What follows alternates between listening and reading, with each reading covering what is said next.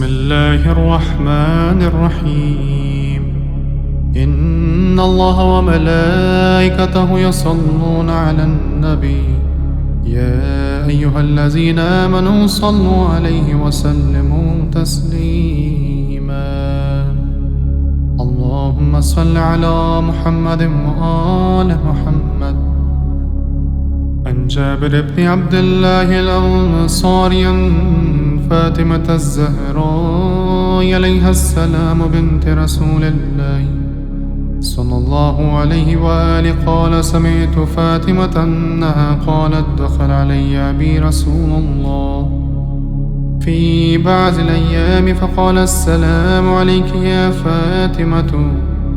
فقلت: عليك السلام. قال: إني أجد في بدني ضعفا. فقلت له: زك بالله يا أبتاه من الضعف. فقال: يا فاطمة ائتيني بالكساء اليماني فغطيني به. فأتيته بالكساء اليماني فغطيته به وصرت أنظر إليه وإذا وجهه يتلألأ كأنه البدر في ليلة تمامه وكماله. فما كانت إلا ساعة وإذا بولدي الحسن قد أقبل وقال: السلام عليك يا أمه. فقلت: عليك السلام يا قرة عيني وثمرة فؤادي. فقال: يا أمه إني أشم عندك رائحة طيبة كأنها رائحة جد رسول الله.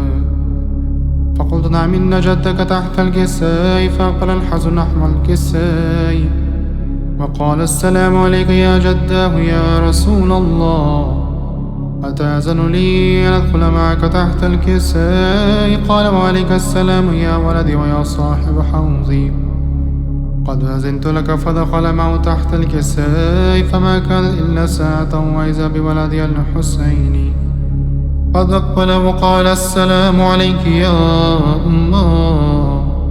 فقلت: عليك السلام يا ولدي ويا قرة عيني وثمرة فؤادي.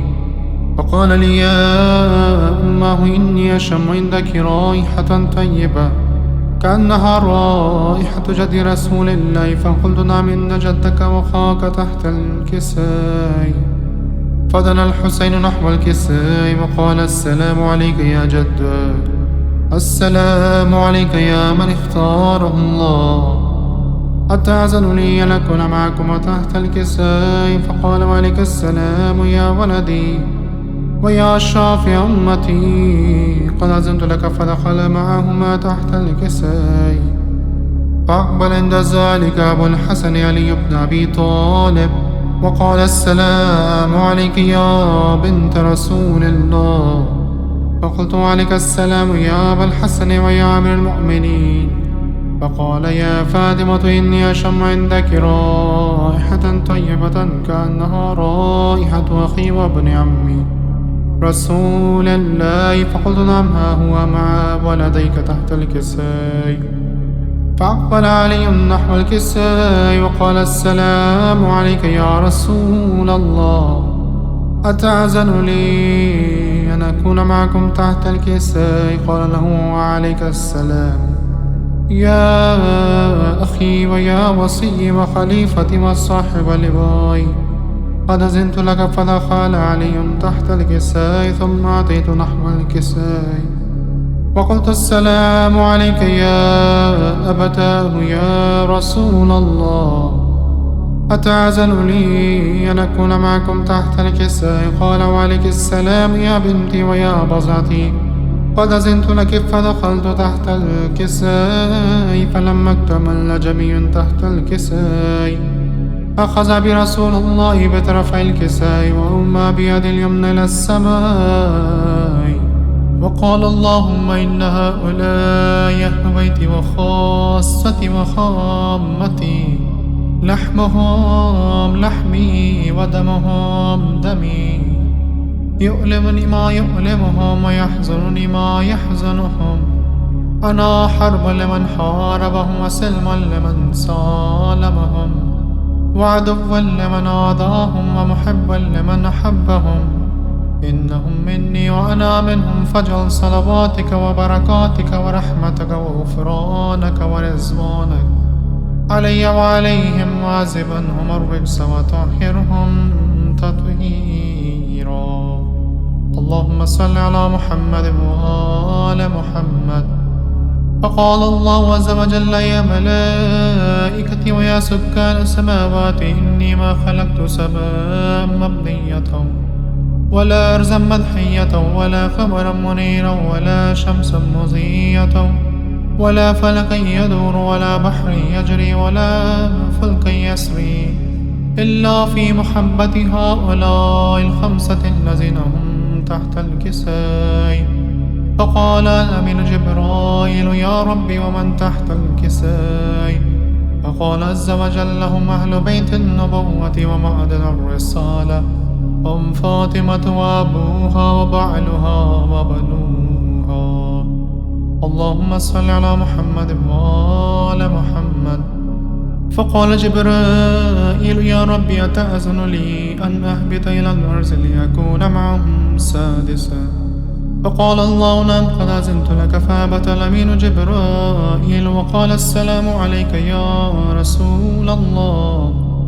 العلي الأعلى يقرئك السلام ويخصك بالتحية والإكرام ويقول لك: وعزتي وجلالي إني ما خلقت سماء مبنية ولا أرضا مدحية ولا قمرا منيرا ولا شمسا مضية ولا فلكا يدور ولا بحر يجري ولا فلك يسري إلا لأجلكم ومحبتكم، وقد أذن لي أن أدخل معكم. قال: تأذن لي يا رسول الله. فقال رسول الله: وعليك السلام يا أمين وحي الله، إنه نعم قد أذنت لك. فدخل جبرائيل معنا تحت الكساء فقال لأبي: إن الله قد أوحى إليكم يقول: إنما يريد الله ليذهب عنكم الرجس أهل البيت ويطهركم تطهيرا. اللهم صل على محمد وآل محمد. فقال علي لأبي: يا رسول الله أخبرني ما الجلوس هذا تحت الكساء من الفضل عند الله.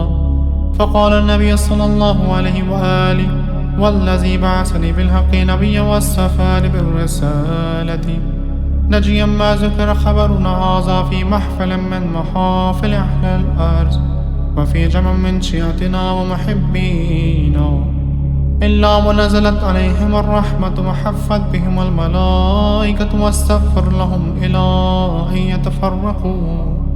فقال علي عليه السلام: إذا والله فزنا وفاز شيعتنا ورب الكعبة.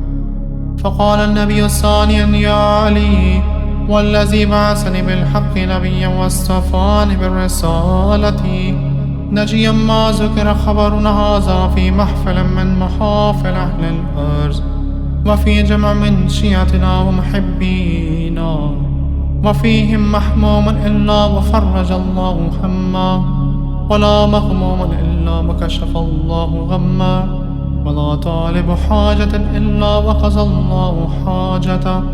فقال علي عليه السلام: إذا والله فزنا وسعدنا وكذلك شيعتنا فازوا وسعدوا في الدنيا والآخرة ورب الكعبة.